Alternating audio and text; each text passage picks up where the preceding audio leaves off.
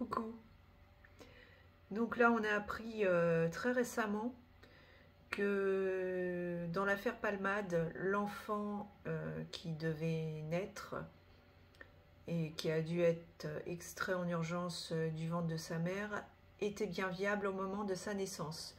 Donc c'est une bonne nouvelle pour les victimes, puisque qui dit enfant viable dit personnalité juridique, et donc le chef d'inculpation d'homicide involontaire est donc caractérisé, en plus des blessures causées aux victimes, notamment au beau-frère qui est toujours actuellement à l'hôpital, qui est polyfracturé et qui risque d'être handicapé à vie, tout comme son fils qui est ressorti, je crois, hier, mais qui a la mâchoire fracturée, donc il ne peut pas s'alimenter correctement et qui risque lui aussi d'avoir des séquelles irrémédiables.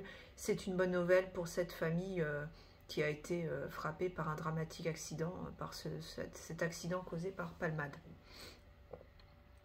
Donc tant mieux pour eux. On apprend aussi que Palmade était endetté avant son accident. Donc on s'en serait douté. Clairement, ça fait 1 an qu'il ne travaille plus, qu'il passe son temps à se droguer et à faire n'importe quoi. Et donc, pour assumer son train de vie grandiloquent, puisqu'il dépensait 6 000 € par mois en escort boy et en coke, en drogue de synthèse, etc., alors qu'il ne gagnait que 5 000 €. Enfin, évidemment, pour le commun des mortels, 5 000 € par mois, moi je signe tout de suite. Mais là, donc c'est Palmade, et en fait, il touchait 5 000 balles de droits d'auteur, puisqu'il était plus productif, et donc ses revenus actuels provenaient de ces droits d'auteur qui étaient évalués à 5 000 € par mois. Donc il était déjà endetté, raison pour laquelle sa sœur a mis en vente en fait sa propriété à Célie-en-Bière récemment pour essayer de commencer à éponger ses dettes. On apprend également qu'il aurait pu être potentiellement placé sous tutelle ou curatelle, car il était incapable de gérer sa vie quotidienne, de gérer ses finances, de gérer ses comptes, bref, de se gérer en tant qu'adulte responsable. On apprend aussi que Palmade aurait indiqué aux enquêteurs après son accident qu'il aurait demandé, donc avant qu'il y ait la collision, il aurait reçu un texto sur son portable, il aurait demandé aux 2 passagers de lui lire ce texto, et que potentiellement c'est ça qui aurait pu provoquer la collision et sa déviation de trajectoire. Reste à savoir s'il avait le téléphone en main, ce qui pourrait constituer une circonstance aggravante dans la survenance de l'accident, en plus de conduire sous l'emprise de la drogue. Voilà, donc Palmade, au-delà du fait qu'il risque de se retrouver incarcéré en prison, ce qui paraît très logique vu ce qu'il a fait, et qu'il était en état de récidive légale en plus, il se posera la question de l'indemnisation des préjudices subis, qui sont extrêmement élevés de la part des victimes.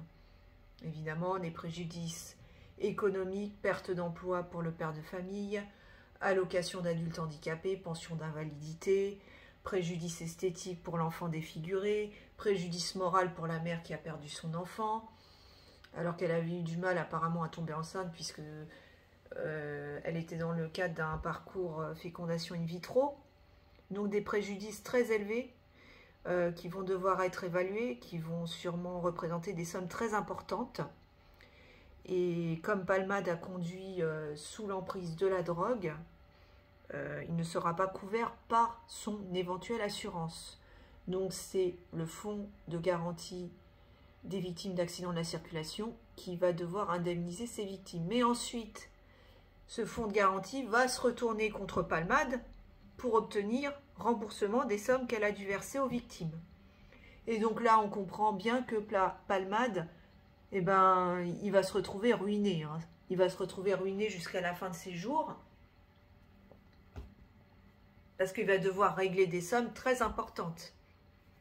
Donc après, est-ce qu'il va être aidé, est-ce qu'il va recevoir des sommes d'argent de personnes qui font éventuellement partie du réseau pédophile, de personnes haut placées dans les sphères du pouvoir, que ce soit au niveau politique, artistique ou je ne sais quoi, d'éventuelles personnes impliquées dont on ne connaît pas l'identité, qui pour entre guillemets acheter le silence de Palmade, vont lui verser une somme d'argent pour que celui-ci ne les dénonce pas.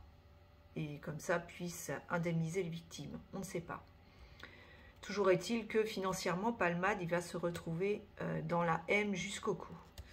Ça, c'est à peu près sûr.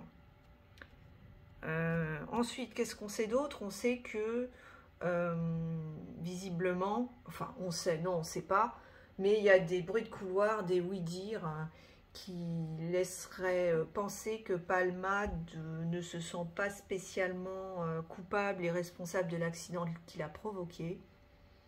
Alors, est-ce que c'est vrai ou pas? Je ne sais pas, je ne suis pas dans la tête de Pierre Palmade.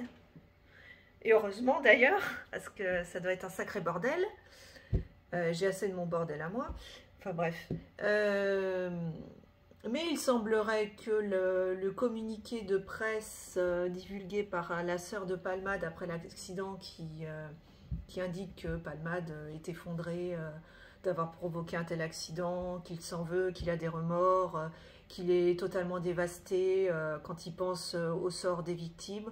Bah, en gros, c'est une initiative de la sœur de Palmade qui a choisi en fait de son propre chef de publier des excuses et que Palmade, lui, ne ressentirait pas forcément de sentiment de culpabilité vis-à-vis de l'accident qu'il a provoqué et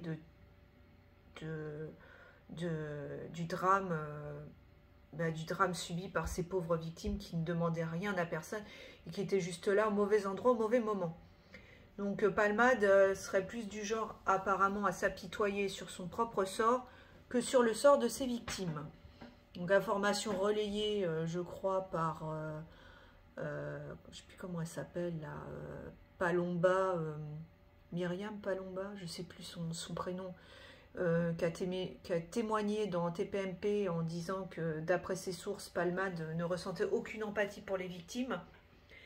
Ne ressentait aucun sentiment de culpabilité, qu'il était auto-centré sur lui-même, égocentrique, c'est-à-dire qu'il ne pensait qu'à lui, à ses petites soirées, à ses soirées de débauche, que tout était centré sur lui-même et sur son bon plaisir et que le reste lui importait peu. Et c'est également relayé par Yann Moix, qui a également qui s'est exprimé sur le sujet dans l'émission Quelle époque, là, présentée par je ne sais plus comment elle s'appelle, samedi dernier, par Léa Salamé, voilà, où il dit que d'après lui, il ne s'apitoie pas sur le sort des victimes, mais plutôt sur le sien, et que il s'en veut, c'est plus pour lui-même, pour les conséquences que ça va avoir sur sa vie, mais pas sur la vie des victimes. Et il a même rajouté que, d'après lui, Palmade, de toute façon, ne se suiciderait pas, car il n'avait pas, en gros, le courage de le faire. Voilà. Éventuellement, c'est une hypothèse probable, hein, le fait qu'il se soucie plus de son propre sort que du sort de ses victimes. C'est potentiellement vraisemblable. Voilà. Ce qu'on sait à ce jour de cette triste histoire concernant Palmade et l'accident qu'il a provoqué.